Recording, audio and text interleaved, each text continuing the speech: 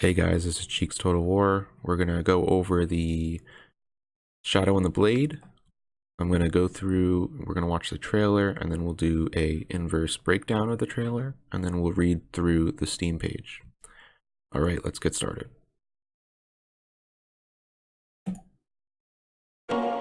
Siege Ark ship!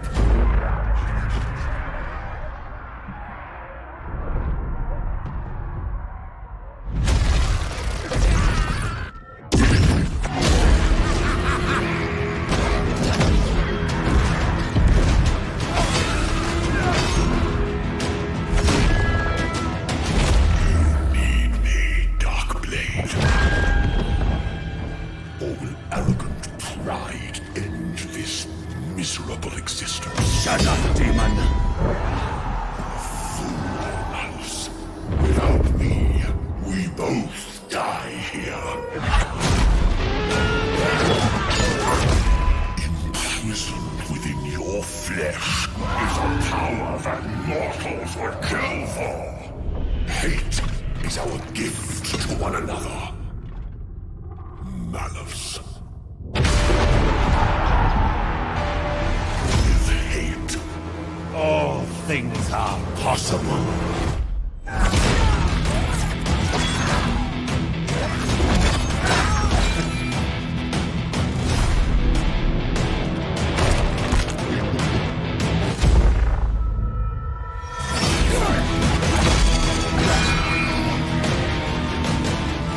You have your pain, Malus. But your soul belongs to me.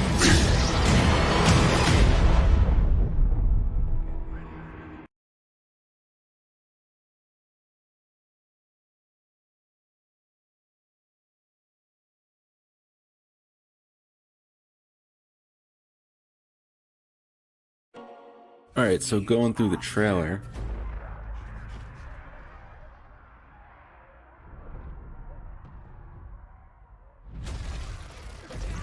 This is where we see the new drill weapon teams. You're gonna be able to go through the gates, and then here, let's go back. You can see the Bloodarack Shrine background, and then we also see the Bloodarack Medusa here. Overview. And there is another Bloodarack Medusa up close. I think we're going to see one up close again. Arrogant pride end this miserable existence. Shut up, demon. This is going to be an interesting mechanic for sure. Without me, we both die here. This guy just cuts everyone's Achilles. Your flesh is a power There we are. So that's a pretty cool close-up. And we'll read through the description in the Steam page, but they're going to be a hybrid unit. So they're going to be a ranged unit with powerful projectiles, but they're also going to be capable in melee. would kill for. Hate is our gift to one another. Malus. And then we see some chariots in the background. They're hard to see. All things are possible. This guy's just going to be... The melee synchronizations and everything are going to be insane.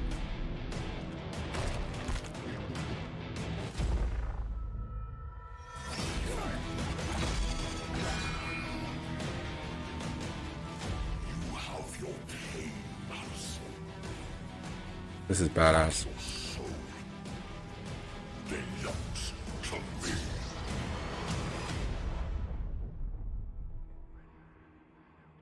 So let's go through the Steam page and we'll see all the info, everything like that.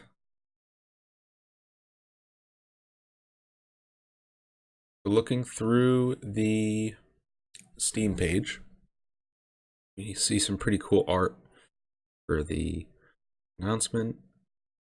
So Malus is going to be able to ride his old one Spite. So now on all the art you see online, Malus has a shield, so it's interesting to see him not have one. And we see Snickich. The cool thing is he's got the third blade. Can be cool. And then, like I said, the synced animations. Then we also see the drill weapon teams, Bloodrack Medusa, and then this is going to be the new Eshin caster. It looks like, if I had to guess. So this is going to be another good monstrous unit to add for sure. We have more assassins. Let's see if we can see anything in the background. Bloodrack Shrine, Medusa, and then these are the new. This isn't already. This is just the Cold One Chariot, I think. So I don't think there's anything else. Oh, these guys are new. We'll get to their name. Basically a sword and shield version of the Night Runners. Not the sword and shield, spears. So let's go reading through. The Shadow and Blade is the latest legendary lord pack for Total War Warhammer 2, introducing Malus Darkblade and Deathmaster Snickich. So it's going to be definitely cool playstyle. 2 richly themed and unique legendary lords, lead their own factions. So Malus is going to be leading Haggrave, and you might say, well, why is he going to be so close to Malekith and whatnot? But we'll get to an interesting mechanic down below. Deathmaster Snickich leads Clan Eshin. So I'm assuming he's going to start somewhere else, because I know Clan Eshin starts close to the Star Tower in Lustria. They used to start there. I'm not sure if they're going to move them. I would assume they are. They're going to add new units, lethal chariots, and pain rack Medusas. So let's see here, read more. All right, Malus Darkblade. Possession. So these are the unique faction mechanics. In order to counteract his possession by Sarkhan, I'm not sure how to pronounce it, Malus must continually drink an elixir that slows the demon's influence over his mind. While the elixir is costly to consume, his master Malekith will gladly provide him with the recipe, but only if he helps him in his bid to control the vortex.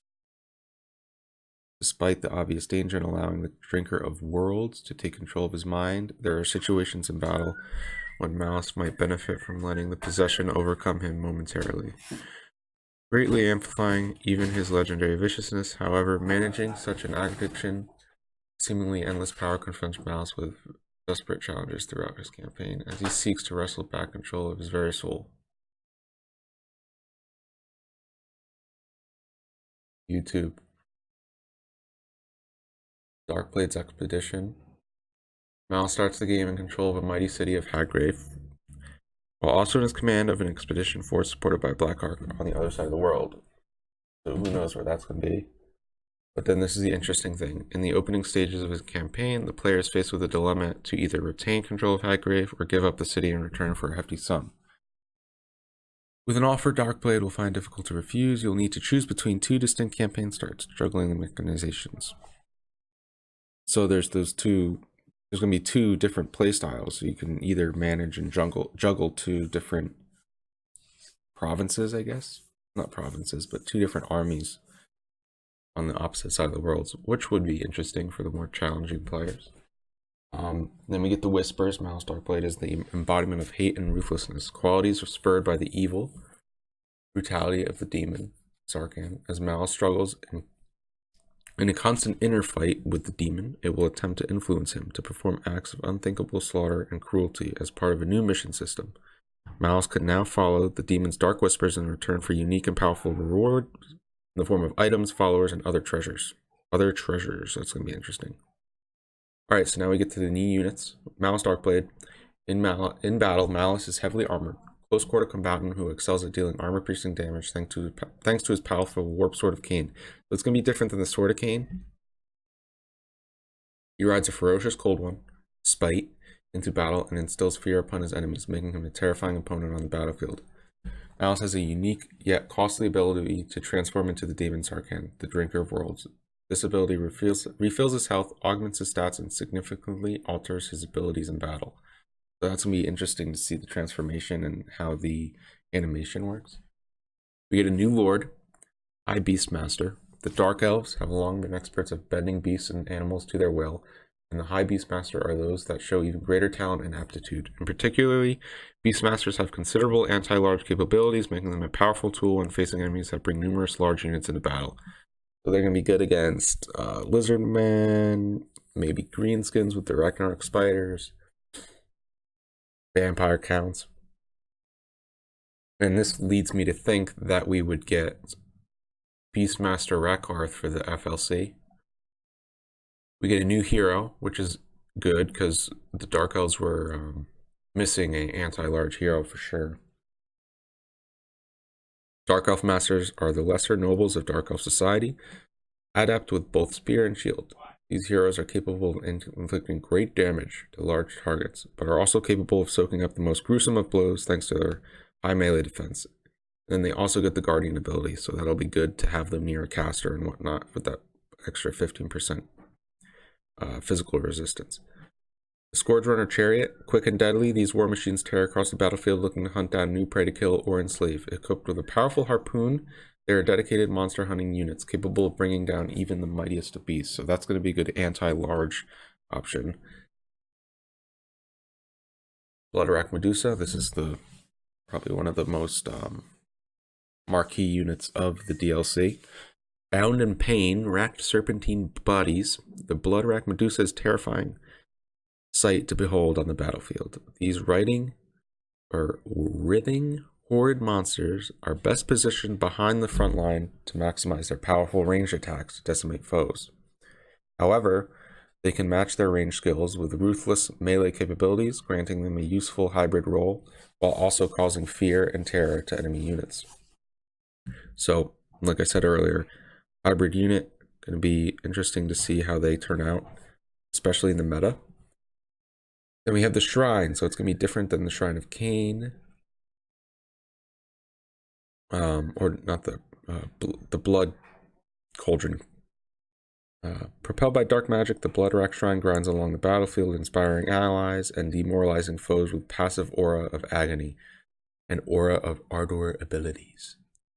From her elevated position, the Medusa riding it as a far greater vantage point from which to cast her deadly gaze. And then we get the Regiments of Renown. The Siren of Red Ruin. The Siren of Red Ruin is fear incarnate. This unique Medusa can call upon a damaging area of effectability which tears apart enemy units in a radius around her, making an extremely dangerous foe in close combat. So what makes me think of this is the Black Arc ability, where they release the cauldron and it's that giant missile that comes down. That, if you read the description, is actually a Bloodwrack cauldron. And it was a nice Easter egg for the Medusas before when the launch of the game happened. So I think it'll be similar to that, in my opinion. Ravagers of Rakarth. So we get another Easter egg so we can see if Rakarth is the FLC, hopefully.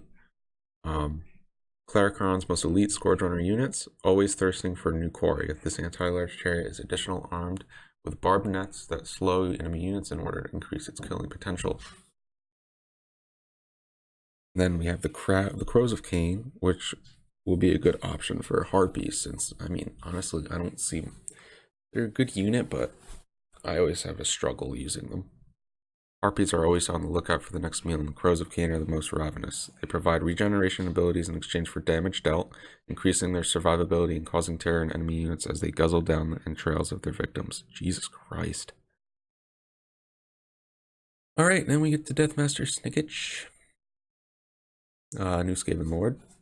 Unique faction mechanics. Shadowy dealings. Deathmaster Snickich and his agents are most feared secret operatives in this world, capable of subterfuge actions that few other possess. Using any of their Eshin characters, Clan Eshin can perform numerous shadowy dealings actions against their rivals on the campaign map with 100% success. So that's going to be interesting to see. Hopefully this is not just spam assassinations. Actions have a wide range of outcomes, including the simple theft of items or money, all the way to spying, inciting rebellions, and assassination. The Deathmaster himself is even able to burn down entire cities.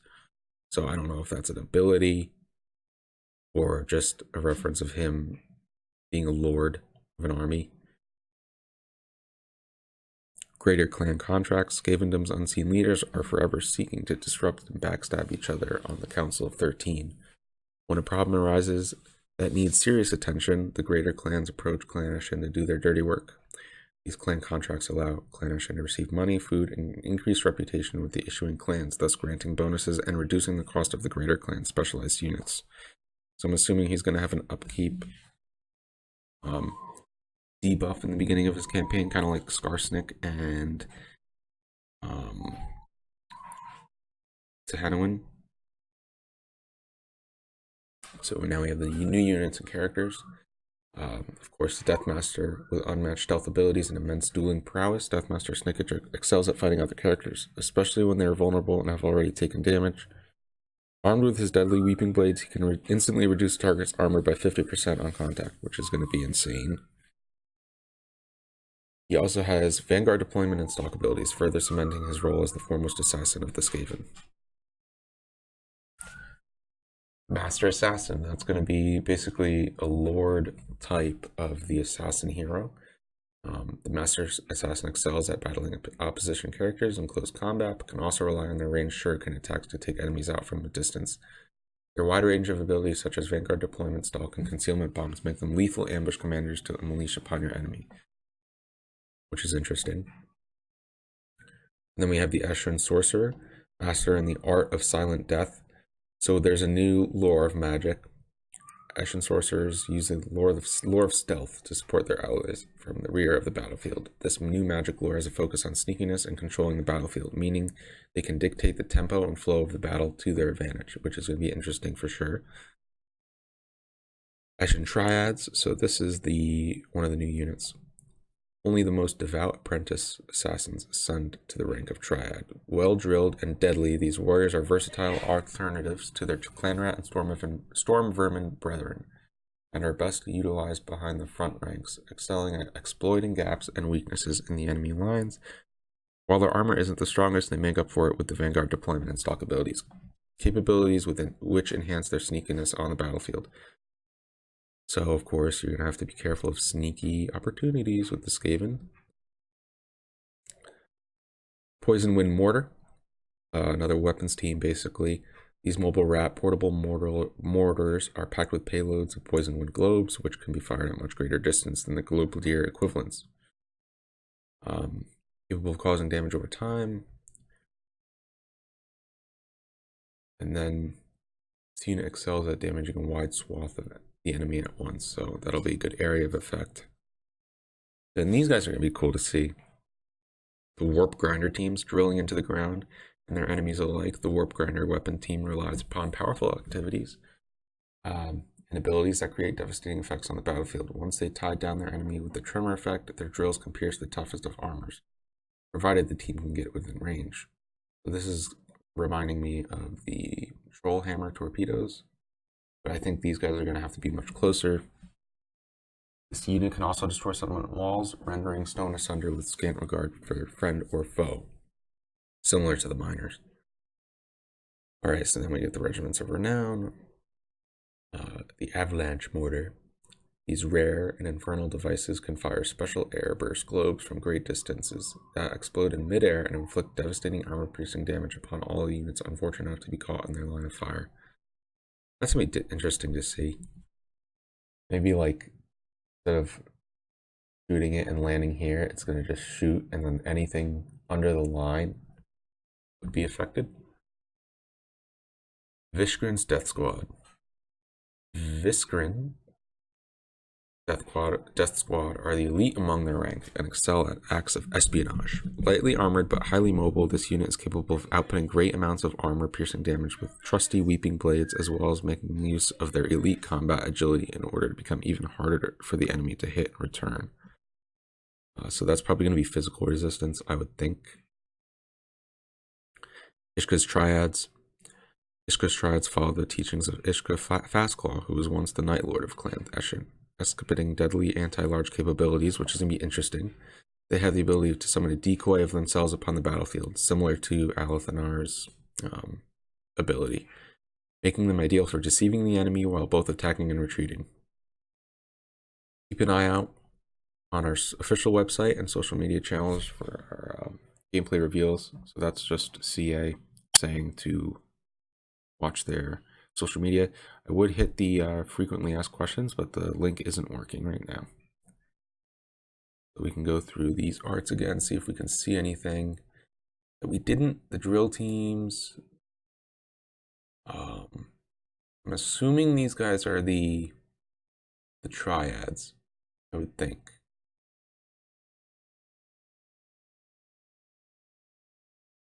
Or maybe they're the Regiment Renown version, since they have the spears. Not sure. But guys, definitely be on the lookout for more content, because I'm going to probably get early access to this stuff. I'm going to be posting videos soon. And anything else, be sure to subscribe. Alrighty. Any questions? Comment below. Have a good one.